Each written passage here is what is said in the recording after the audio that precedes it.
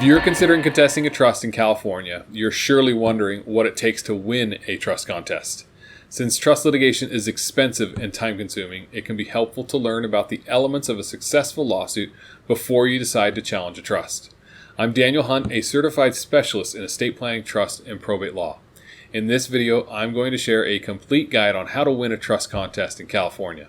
First, it's critical to understand only an interested party to the trust can contest it. An interested party is a person who has a stake in claiming the decedent's assets. Typically, this includes the current and former trust beneficiaries and the settler's heirs. Most interested parties know who they are because they have received a notice from the trustee regarding the trust administration, as required by the California Probate Code.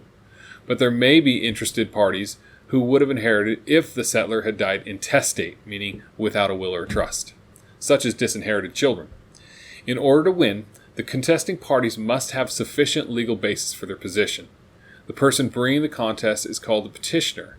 The petitioner bears the burden of proof in most cases, meaning they must be able to prove that the document was invalid under California law. Here are a few examples of potentially successful reasons to contest a trust. First, the settler lacked the mental capacity when they executed their trust.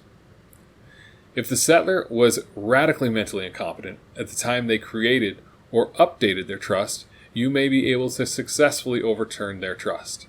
Proving this point in court often requires medical doctors to testify that the settler lacked the most basic level of mental capacity at the time they signed their legal documents, usually due to severe mental illness, dementia, or serious substance abuse. Second, undue influence took place.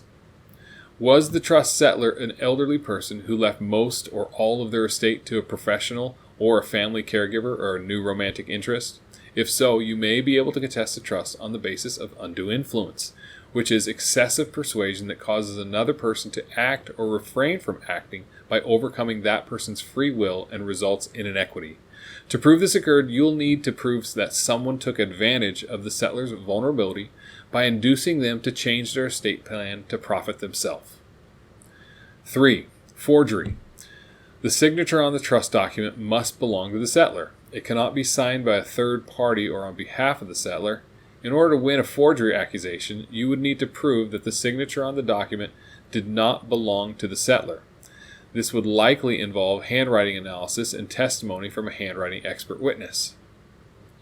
Fourth, the trust was not properly executed. California trusts must meet certain requirements in order to be considered legally executed. If there was something unlawful about the way in which the document was drafted or executed, you may be able to successfully contest it. For example, the trust should be signed and dated by the settler. 5. Multiple documents exist. If the settler created multiple versions of a trust and/or amendments, you may be able to contest an older document if you know a newer document was executed. Another key element of winning a trust contest involves timing. You should be aware of the relevant deadlines involved in contesting a trust.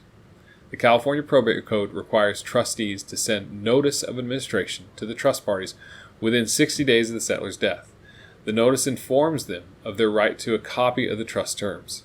Interested parties have 120 days from the date they received the trustee's notification to file a trust contest, or 60 days from the date they receive a copy of the trust terms, whichever is later. If you are contesting the trust on the basis of fraud, then the California General Civil Statute of Limitations applies, giving you 3 years to pursue fraud.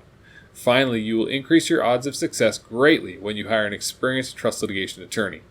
A seasoned trust litigation law firm can help you meet your deadline to file a petition and coach you through each step of your trust contest.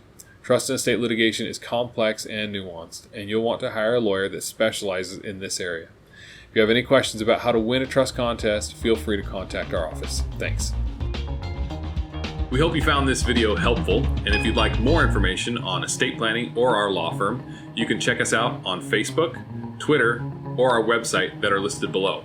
If you'd like to contact us, you can do so at 916-488-9788 or at our email info@dhtrustlaw.com. Thanks.